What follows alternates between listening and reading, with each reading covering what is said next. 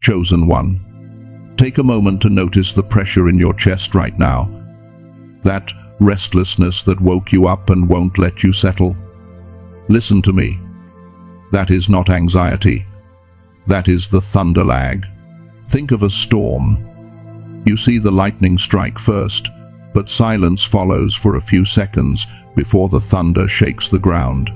God led you to this video to tell you that the lightning of your breakthrough has already struck in the spirit realm. The decree is signed, the miracle is released.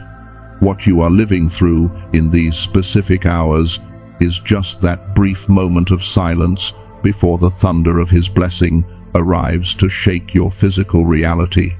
You are not here by an algorithm. You are here because your spirit sensed the lightning before your eyes could see it. But the wait is over. Unlock your mind and open your spirit right now.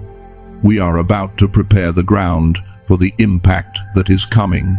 And let me be clear, this is not just another motivational message to make you feel better for 10 minutes. In this video, I am going to hand you the arrival protocol. These are the specific spiritual mechanics you need to navigate the next few hours. We are going to cover the vacuum law that creates space for the miraculous. I will show you the gatekeeper protocol to stop the enemy from stealing this at the last second. And finally, we will activate the frequency anchor to lock your reception in place. If you leave halfway through, you might see the lightning but miss the thunder. So stay with me until the final seal is set. Now, let us look at the evidence. I know exactly where you have been for the last 24 hours. You have been oscillating between extreme hope and crushing heaviness. You are lying in bed at 3 a.m., staring at the ceiling fan spinning in the dark, and your mind is racing. You pick up your phone, the screen light hurting your tired eyes, checking emails, checking bank accounts, checking messages, looking for a sign that things are changing, but the screen is empty. And a voice in your head whispers that you are delusional, that you have missed it, that God has forgotten the address. Your body is reacting to this. Notice your hands right now. Are they clenched? Is there a knot in your stomach that feels like you swallowed a stone? That sensation is not fear. That is spiritual contraction. Just like a mother feels contractions before a birth, your spirit is contracting because something massive is trying to push its way from the invisible into the visible. The intensity of the pressure is proof of the proximity of the delivery. The enemy is trying to diagnose this as a panic attack, because if you treat it like panic, you will take a pill or go back to sleep. But if you recognize it as a labor pain, you will push. God is saying, do not numb this feeling. Read it. It is the signal that the timeline is collapsing. The hours are shrinking. But here is where most chosen ones fail. And this is the trap I need to pull you out of right now. You have been taught your whole life that when things get hard, you need to have patience. You have been told that faith means waiting quietly on the Lord. You have been told that silence from heaven means you just need to endure a little longer. I am here to tell you that right now, in this specific window of time, patience is not a virtue. It is dangerous. If you ordered a package and the delivery driver is knocking at your front door, do you sit on your couch and say, I must be patient? No. If you stay on the couch being patient while he knocks, he will leave and he will take your package back to the depot. Patience is for the growing season, but this is the harvest season. And in the harvest, you do not wait. You move. The Bible speaks of the sons of Issachar, men who understood the times and knew what Israel should do. They did not just wait. They identified the Kairos moment and they acted. You are in a Kairos moment. The lightning has struck. The thunder is rolling in. Passive waiting right now is actually spiritual disobedience. What God is demanding from you in these next few hours is not patience. It is preparation. There is a shift that must happen in your posture. A patient person sits back. A prepared person leans forward. A patient person hopes it happens. A prepared person makes room for it to happen. And this brings us to the first law of the arrival protocol. Because right now, looking at your spirit, I see a problem. You are asking for a king to enter your house, but your house is full of clutter. There is no room for him to sit down. You are asking for the new, but your hands are gripping the old so tight your knuckles are white. There is an ancient spiritual law called the vacuum law. It states that nature abhors a vacuum, and God cannot fill a space that is already full. If you want the thunder of blessing to land in your life within hours, you have to clear the runway. And I am not talking about metaphorically clearing your mind. I am talking about a specific, urgent action you must take right now to signal to the heavenlies that you are open for business. Because if the blessing arrives and finds no room, it will bounce off your life and go to someone who made space. So, how do we create this vacuum instantly?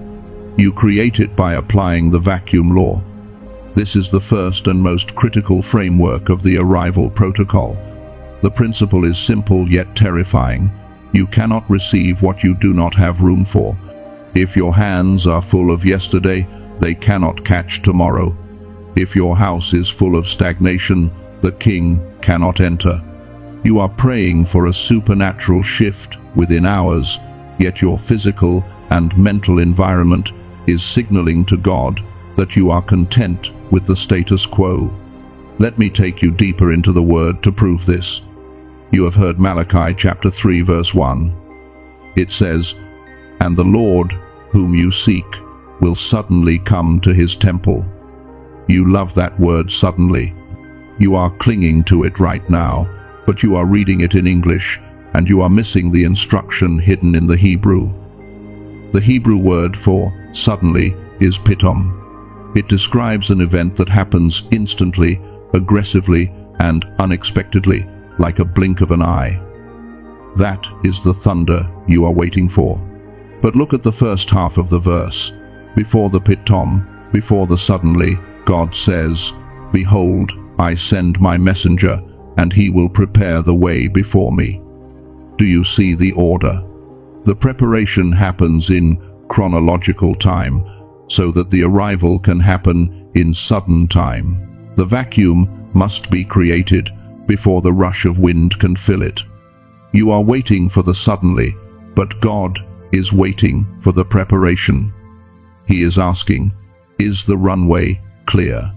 So right now, we are going to clear the runway.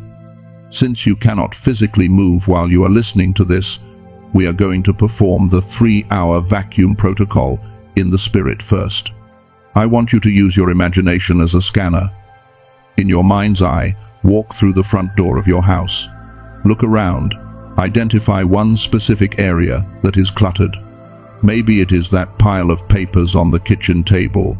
Maybe it is the clothes on the chair in the corner. Maybe it is your messy wallet stuffed with old receipts. Do not just look at it. Feel the heavy, stagnant energy coming off that mess. That clutter is not just dirt, it is delayed energy. It is a physical block in your spiritual artery. Right now, in your mind, I want you to mark that spot. Put a mental red flag on it, and make a covenant with God right now. Say in your spirit, "Lord, as soon as this message ends, I will clear that space. I will create a physical vacuum in that corner to prove I am ready for the new. That clean spot will be the landing strip for my blessing." Now, shift your focus to the device you are holding or listening to. This is the second layer of the vacuum. Your digital space. Your phone is the portal through which bad news travels, but it is also the portal for the good news you are expecting within hours. But right now, it is clogged. It is full of old conversations that drain you, screenshots of things you cannot afford, and notifications from apps that steal your peace. Visualize your phone in your hand. Imagine a holy fire burning through the digital noise in your spirit. Delete the old text thread with that person who brings you down. Unsubscribe from the marketing emails that make you feel poor. Turn off the notifications that trigger your anxiety. You are signaling to the spiritual realm that this device is no longer a toy for distraction, but a tool for reception. You are dedicating this channel for the news of breakthrough. When you create a physical vacuum, nature rushes to fill it. When you create a spiritual vacuum, heaven rushes to fill it. By marking these spots in your mind and committing to clear them, you have just shifted the pressure. You have turned the anxiety of waiting into the authority of preparing. You are no longer a victim hoping for a lucky break. You are a host preparing the guest room for a royal visitor. But listen to me carefully. We have cleared the physical room. We have cleared the digital room. But there is a third room, the most dangerous one, the room where the real blockage is hiding. You can have a spotless house and an empty inbox, but if this specific piece of debris is still lodged in your chest, the door will remain locked. It is invisible trash, it is sharper than glass, and it is buried so deep in your heart that you might not even know it is there. It is the one thing that can sabotage this entire arrival protocol if we do not remove it right now.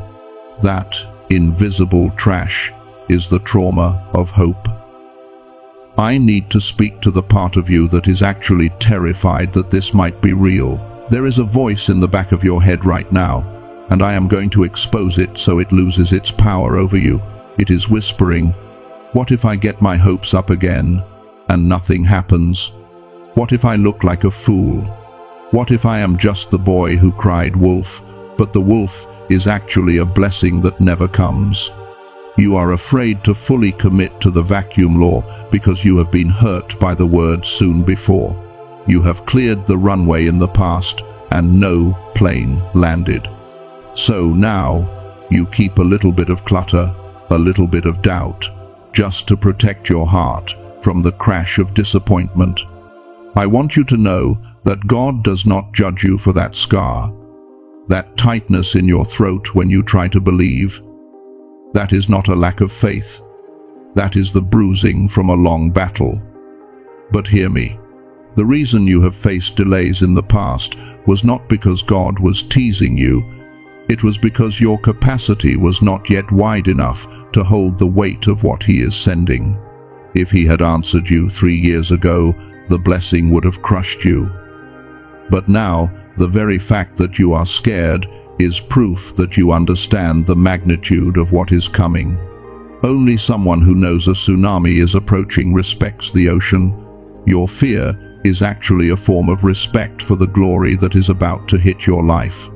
Let me prove to you that the vacuum law works, even when you are down to the final seconds. I want to tell you about a chosen one named David. This is a real situation that happened not long ago. David was exactly where some of you are right now. It was a Tuesday morning, 8 a.m. He had a deadline at 12 p.m. noon to pay a sum of $4,800, or he would lose the contract that was the foundation of his entire business. He had exactly $40 in his account. He had prayed, he had fasted, he had asked everyone he knew, nothing. At 8 a.m., the panic set in. He was pacing around his small home office, his heart hammering against his ribs, looking at the clock. 8:15. 8:30. Every minute felt like a judgment. He sat down to write an email to his client, confessing that he failed and asking for an extension. But then he remembered the vacuum law. He realized that his office was a disaster zone. Old invoices, coffee cups, tangled wires, and his computer desktop was full of half-finished projects. He realized his physical environment was screaming chaos, so his spiritual environment could not receive order. At 9 a.m., instead of sending that email of defeat, David did something illogical. He stood up and started cleaning. He threw away the old papers. He wiped down the desk. He organized the wires. He deleted the draft email that said, "I cannot pay." He opened a new document and typed a thank you letter to God for the provision. He created a vacuum. He created a clean, empty space on his desk and said out loud, "This is where the answer lands." Now, pause and look at the scripture. In 2 Kings chapter 4, there is a widow who is about to lose her sons to a creditor. She needs a miracle immediately.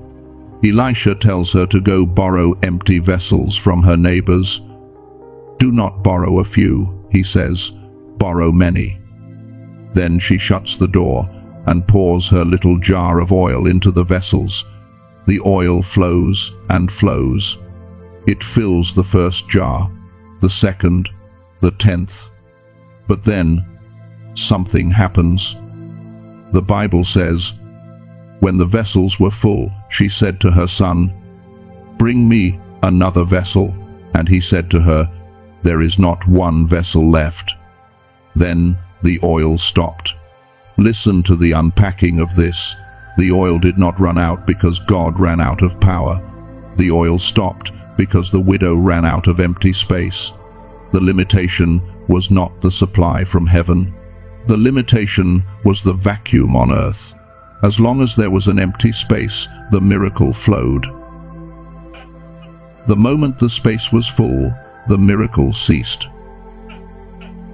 Back to David. It is now 11:30 a.m., 30 minutes to the deadline. His desk is clean, his spirit is still trembling, but his environment is ready. He sits in the silence of his clean room. He does not beg, he waits in the vacuum. At 11:42 a.m., 18 minutes before the deadline, his phone pings. It was not a lottery win. It was a notification from a tax rebate from 3 years ago that had been stuck in a bureaucratic error. The amount was not $4,800, it was $5,200. The vacuum he created pulled the loose ends of his past into the provision of his present. David did not get the money because he was lucky. He got it because he stopped broadcasting the frequency of chaos and started broadcasting the frequency of readiness. He prepared the vessel, and the oil had no choice but to flow. So, chosen one, I ask you, if the oil started flowing right now, where would it go? Is your vessel full of doubt? Is it full of plan B and plan C? Is it full of resentment toward the people who didn't help you? If your internal vessel is full of noise, the oil of the Lord has nowhere to enter. Right now, we are going to do a spiritual act to expand your vessel. You are likely holding tension in your body, specifically in your stomach or your shoulders. That tension is your vessel shrinking. It is you closing up to protect yourself. I want you to visualize your fear not as a wall, but as the stretching of a balloon. When you blow air into a balloon, the rubber stretches thin. It feels like it might pop. That sensation of being stretched to your limit, that feeling that you cannot handle any more pressure, that is not you breaking. That is your capacity increasing. In your mind's eye, I want you to see the fear you are feeling right now. Give it a shape. Maybe it looks like a dark, heavy stone in your chest. Now, I want you to imagine a light breaking out from the center of that stone, shattering it and pushing the walls of your spirit outward. Breathe in deeply, and as you inhale, imagine your capacity widening. You are getting bigger on the inside. You are making room for the oversized blessing that is coming within hours. If you are ready to expand, I want you to make a declaration in the comments, or simply say it in your spirit. If you cannot type, say this: I am making room. This is your signal that you are not shrinking back in fear, but stretching forward in faith. You have diagnosed the symptom. It is the thunder lag. You have applied the vacuum law. You have cleared the space. You have confronted the trauma of hope and expanded your vessel. You are ready. The stage is set. The runway is clear. But wait. If everything is ready, and you have done everything right, then why does the atmosphere suddenly feel heavier than before? Why, in the last 10 minutes, has a new wave of distraction tried to pull your attention away from this video? Why is your phone buzzing with nonsense? Why is your mind suddenly flooded with a random memory of a past failure? Do not panic. This is not a sign that you have failed. This is the most critical sign of all. You have just triggered a security alarm in the spirit realm. The enemy has realized that you are not just waiting anymore, you are prepared. And he has dispatched a specific interference frequency to scramble your signal in these final minutes. I am about to expose exactly what is happening behind the scenes and reveal the specific entity that attacks the delivery at the door. The reason the atmosphere has shifted, the reason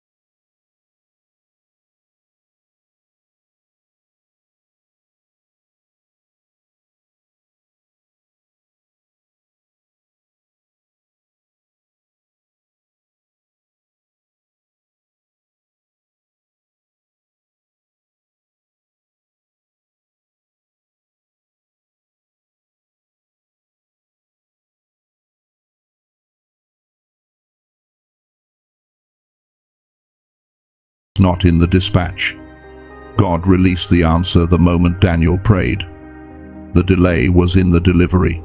The angel explained that the Prince of Persia, a high-ranking spiritual entity, withstood him for 21 days.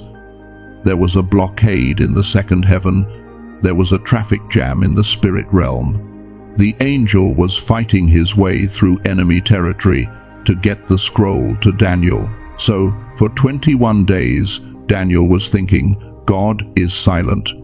But in reality, for 21 days, swords were clashing in the invisible realm because the answer was so dangerous to the enemy's kingdom that he sent his highest generals to stop it. Chosen one, apply this to your situation right now. The pressure you feel, that is not God holding back. That is the shockwave of a battle happening just above your head. The answer was released the moment you cried out. But because this breakthrough is going to liberate your bloodline and break generational curses, the enemy has set up a blockade at the threshold of your house. He is trying to intercept the angel before he can ring your doorbell. This brings us to the confrontation framework. You need to understand that the enemy has intel. He knows the times and seasons better than most Christians. He knows you are in the 11th hour. He knows the vacuum law has been applied. He sees the clean runway. And he knows that if that package lands, he loses you forever. So, in these final hours, he is not using general warfare. He is using last-minute confrontation tactics. These are specific, desperate moves designed to make you abandon your post 5 minutes before the relief arrives. I am going to expose the first 3 forms of this confrontation right now. If you can spot them, you can disarm them. The first form is the distraction bomb. This is when things in your physical environment start breaking for no logical reason.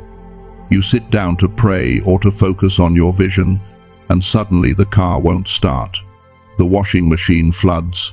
Your spouse picks a fight over something meaningless. Your child gets sent home from school. Your phone starts ringing with drama that has nothing to do with you. This is not bad luck. This is a smoke grenade. The enemy is trying to pull your eyes off the horizon and force you to look at the mess at your feet. He wants you so frustrated, so drained by petty fires, that you miss the arrival of the king. He wants you to say, "I do not have time to prepare for a blessing. I have to fix this flat tire." Do not fall for it. When the chaos erupts, do not engage emotionally. Handle the issue if you must, but keep your spirit detached. Tell the enemy, "I see what you are doing. You are trying to make me look down, but I am keeping my eyes on the hills." The second form is the sudden doubt. This is the gaslighting spirit. It comes as a whisper that sounds like your own logical voice. It waits until you are tired, usually late at night or right when you wake up. It says things like, "You are crazy for believing this. Who do you think you are? Remember the last time you got your hopes up? You are just emotional. God did not speak to you. You made it up." This attack is designed to make you abort the baby. It wants you to agree with the lie so that you cancel your own order. When this voice comes, do not argue with it using logic. You cannot fight a spiritual lie with a mental argument. You fight it with history. Remind yourself of what God told you when you were clear-headed. The doubt only comes in the fog. Trust the clarity you had in the light, not the confusion you feel in the dark. The third form is the false option. This is the most dangerous one because it looks like a blessing. Just as you are waiting for your Isaac, the enemy sends an Ishmael. You are waiting for the financial breakthrough, and suddenly a predatory loan offer appears, or a shady business opportunity pops up that promises quick cash but compromises your integrity. You are waiting for the kingdom spouse, and suddenly an ex-lover texts you, or someone new appears who checks all the boxes physically but has no spiritual depth. Why does the enemy send these now? Because he knows you are hungry. He knows you are tired of waiting. He wants you to eat the junk food so you ruin your appetite for the banquet that is being prepared. He wants you to settle for the good so you miss the God. If an opportunity appears in these next few hours that requires you to compromise your peace, your values, or your patience, reject it. It is a trap. It is a decoy. Now, I want you to do a mental exercise to lock in your defense. You cannot physically fight these spirits, but you can position your mind. Close your eyes for a moment if you can, or just soften your gaze. I want you to imagine yourself standing at the door of your house. You are wearing armor. You are holding a shield. You see the chaos swirling around you, the distractions, the doubts, the false options flying like arrows. But instead of running out to chase them, imagine yourself planting your feet firmly on the threshold. You are not moving. You are the gatekeeper. Visualize yourself saying to these attacks, "You cannot enter. I am holding this ground for the king." Feel the strength in your spiritual stance. You are not a victim. You are a warrior guarding the landing zone. But listen to me closely.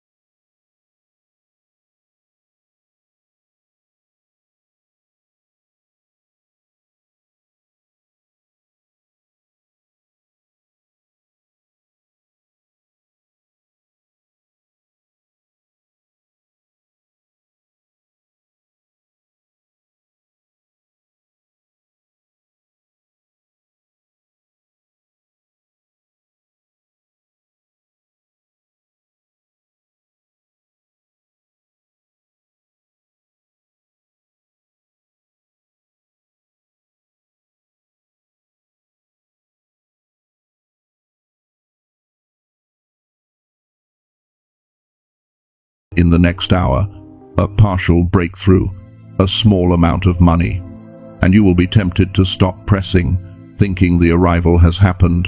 Do not settle for the appetizer. The enemy wants you to eat the breadcrumbs, so you are too full for the banquet. Receive the small win with thanks, but stay at your post. The main event is still coming. And the seventh, most deadly form, is identity confusion. Right before the breakthrough, something will happen that makes you feel like your old self. You will snap at someone. You will have a bad thought. You will make a mistake, and the enemy will scream, "See, you haven't changed. You are not a chosen one. You are a fraud." He wants you to identify with your stumble instead of your standing. But listen to me. A stumble at the finish line does not disqualify the runner. It just means you need to fall forward across the line. Now that you see the 7 assassins, how do you stop them? You cannot fight them all one by one. You would be exhausted. You need a system. You need framework number 2. The Gatekeeper Protocol. There is a powerful precedent for this in the book of Nehemiah. Nehemiah was rebuilding the walls of Jerusalem. The work was almost done. The breakthrough was imminent, and his enemies, Sanballat and Tobiah, sent him a message saying, "Come down, let us meet together in the villages." They didn't attack him with swords, they attacked him with a meeting. They wanted to distract him. And Nehemiah sent a message back in chapter 6, verse 3, that is your mantra for the next few hours. He said, "I am doing a great work, so that I cannot come down. Why should the work cease while I leave it and go down to you?" He did not argue. He did not fight. He simply refused to leave his high place. The Gatekeeper Protocol is the refusal to come down. It is the spiritual discipline of staying on the wall of your expectation, no matter who is calling your name from the valley of distraction.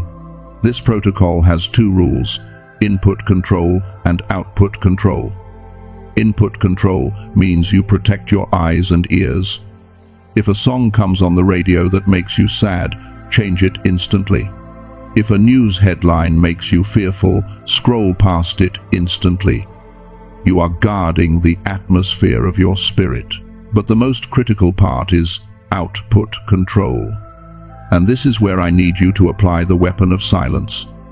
In physics, a boiler creates power by building pressure. If you open the valve and let the steam escape, the engine loses power. Right now, God is building spiritual pressure inside you to birth a miracle. Every time you pick up the phone to gossip, every time you vent your frustration to a friend, every time you complain about the weight, you are opening the valve.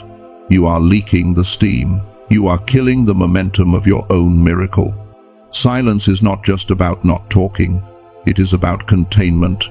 It is about holding the holy pressure inside until it transforms into manifestation. Mary, the mother of Jesus, pondered things in her heart. She didn't live stream her pregnancy. She contained the glory. I want you to perform a mental action with me right now. You do not need to move your hands. In your mind's eye, imagine you are standing at the gate of your mouth. Visualize a heavy, golden seal being placed over your lips. It is stamped with the king's signet ring. This seal has a command written on it. Only decrees pass here. Make a covenant with yourself for the rest of this day. Tell your spirit, I will not speak doubt. I will not speak complaint. I will not speak fear.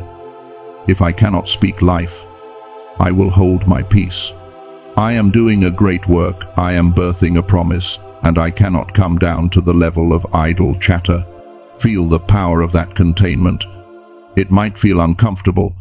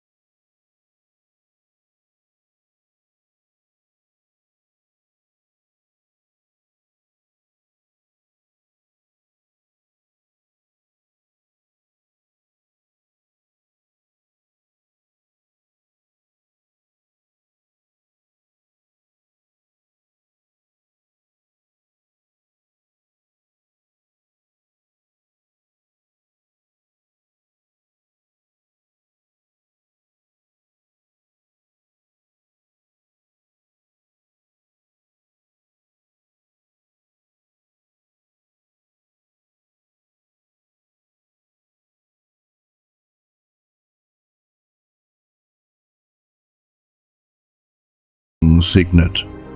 He contained the glory. The next morning, he walked into the courtroom. The opposing counsel, who had been aggressive for 3 years, suddenly looked confused. They asked for a recess. 10 minutes later, they came back with a settlement offer that was double what Thomas had originally asked for, just to end the case immediately. Why? Because when you contain the spiritual pressure through silence, you build an aura of authority that the enemy can feel. Thomas walked in with so much accumulated power that the opposition crumbled before he even spoke. Now you have secured the perimeter like Thomas, but there is one final shift we must make inside the castle of your heart. We need to install framework number 3, the frequency anchor. Here is the physics of the spirit. God is constantly broadcasting on the frequency of "it is done." His signal is always sending provision, healing, and breakthrough. But most chosen ones are stuck broadcasting on the frequency of "please help me." You cannot catch a signal on 101.5 FM if your radio is tuned to 98.5 FM. As long as your internal emotional state is screaming need, want, and lack, you are literally on a different wavelength than the answer. The answer is floating right past you, but your receiver is broken. We need to manually override your internal radio right now. We need to shift you from the frequency of begging to the frequency of gratitude. And I do not mean saying thank you for what you have. I mean saying thank you for what is coming, as if it is already in your hand. The Apostle Paul gave us the blueprint for this technology in Philippians chapter 4, verses 6 and 7. He says, "Be anxious for nothing, but in everything by prayer and supplication, with thanksgiving, let your requests be made known to God." And then comes the promise, "And the peace of God, which surpasses all understanding, will guard your hearts and minds." That word guard in the Greek is phrorio. It is a military term.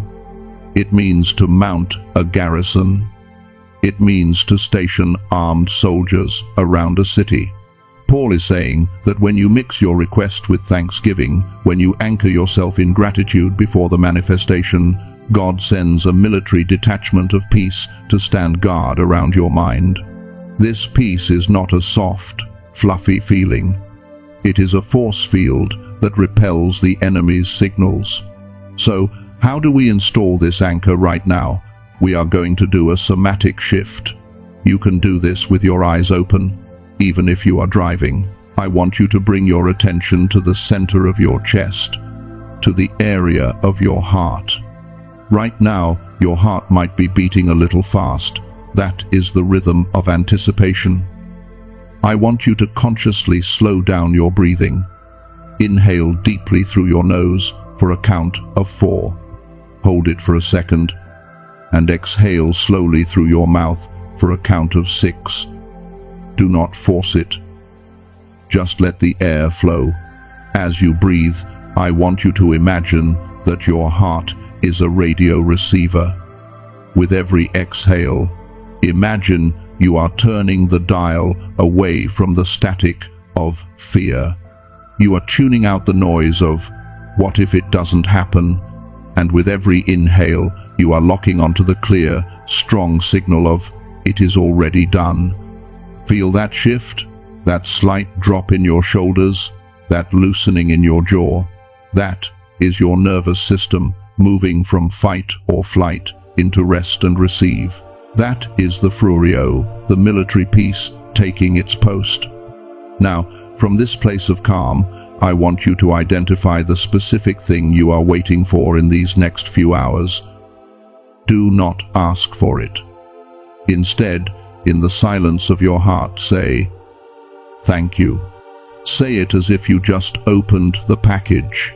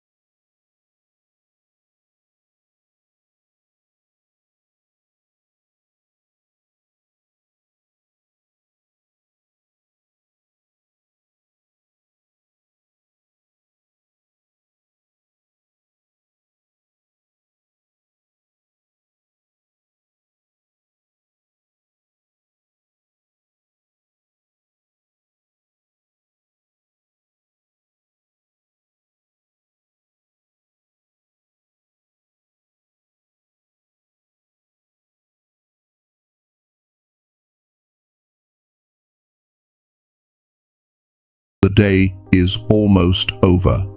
You missed the window. Chosen one, look at me. You have not missed anything. You are measuring your life by Chronos man's time. But God does not wear a watch. He operates in Kairos. And I am about to show you why the lateness of the hour is actually the secret weapon of your delivery. The enemy points to the clock and says time is running out, but the enemy is trying to trap you in Chronos. Chronos is human time. It is the ticking of the second hand. It is the calendar on your wall that says you are behind schedule. It is the anxiety that says, if it does not happen by 5 p.m., it is over. But God does not live in Chronos. He lives in Kairos. Kairos is not about minutes. It is about moments. It is not defined by duration. It is defined by alignment. In Chronos, 10 minutes.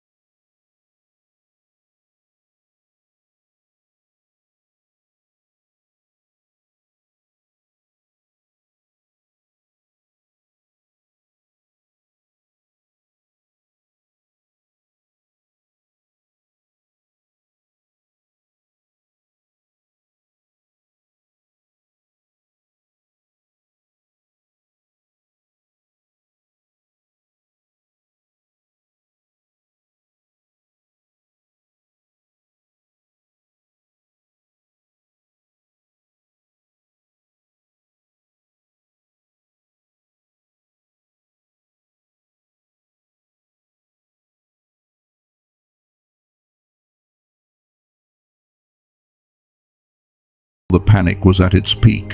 Why? Because if he had done it early, they would have called it a lucky escape. But because he did it at the last second, they knew it was I am that I am. When did Jesus show up for Lazarus? He waited until Lazarus was not just dead, but dead for 4 days. He waited until the body was decomposing. He waited until the Chronos time had officially run out, so that when he stepped into the Kairos moment, nobody could deny the glory. Chosen one, your situation right now feels dead. It feels like the deadline has passed. It feels like the chariots are breathing down your neck. Good. That means you are right on schedule for a Red Sea moment. The heaviness you feel is not the end. It is the stage being set. God has allowed the pressure to build so that the release will be undeniable. He has orchestrated this timeline down to the wire so that when the breakthrough hits within hours, you won't pat yourself on the back. You will fall on your face and say, "Only God." So, stop looking at the clock and start looking at the door. The shift is not coming from time. It is coming from eternity. And now, as we stand at the precipice of this arrival, the atmosphere in this video is changing. Can you feel it? We have moved from teaching to impartation. We have moved from strategy to sovereignty.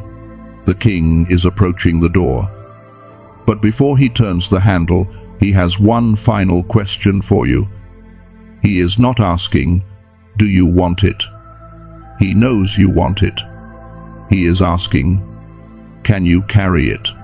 This is the pre-commissioning question. God is looking at your spirit right now, scanning for cracks. He is asking, "If I give you this financial overflow, will you forget me? If I give you this platform, will it feed your ego or my kingdom? If I bring this relationship, will you make it an idol?" The delay was never about God's reluctance, it was about your endurance. He held it back until this very moment because he needed to know that you wouldn't be crushed by the weight of the glory. But now, because you have applied the vacuum law, because you have stood as the gatekeeper, and because you have anchored your frequency, the answer is yes, you are ready. I want you to shift your posture one last time. If you are lying down, lie straight. If you are sitting, sit tall. If you are driving, grip the wheel with authority. We are not just ending a video. We are about to seal a covenant. We are about to lock this timeline in place. Do not simply watch this next part. Participate in it. I am going to speak words of sealing over your life. I am going to bind the specific spirits we identified, and I am going to release the decree of arrival. In your spirit, I want you to stand up. I want you to imagine yourself rising from the ashes of your waiting season, brushing the dust off your knees, and standing at attention before the throne of grace. You are not a beggar anymore. You are a general receiving your orders. The waiting is over. The engagement has begun. Prepare your heart. The activation ceremony begins now. Chosen one, the time for teaching is over. The time for impartation is now. We are entering the Holy of Holies of this encounter. We are moving from the classroom of understanding to the courtroom of heaven. You have diagnosed the symptoms. You have cleared the clutter. You have guarded your gates. Now, we must seal this work so the enemy cannot steal it in the final mile. I want you to shift your internal posture one last time. In the theater of your mind, I want you to stand up. Rise from the chair of victimhood. Rise from the bed of depression. Stand at attention in your spirit. Rulers do not sit when the king enters. You are a general receiving your orders, and the king is in the room. If you can, place your hand over your heart. If you are driving, simply focus your intent like a laser beam on your chest. Lock it in. Father, we come before you in the mighty name of Yeshua. We acknowledge that the Chronos clock has run out, but the Kairos window is wide open. We stand in the gap between the promise and the payoff. We stand on the threshold of the arrival. Lord, you see the chosen one standing before you right now. You see the tears they wiped away at 3 a.m. You see the exhaustion in their bones. But more importantly, you see their preparation. You see that they have cleared the room. You see that they have silenced the complaint. You see that they have tuned their heart to the frequency of gratitude. They have not just waited, they have prepared. And now, by the authority given to me as a voice in the wilderness, I seal this work. I seal the vacuum law over their environment. I declare that as they have made room, you will fill it.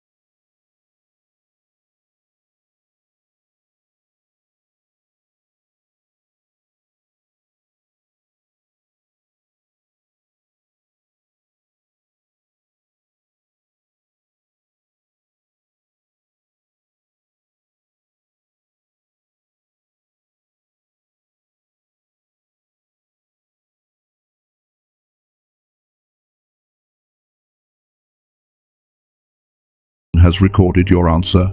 The contract is signed. The seal is set. Do not look back at the clock. Do not check for the sign.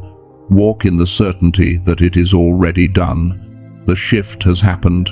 You are dismissed from the wilderness. Welcome to the promise. It is finished. Go.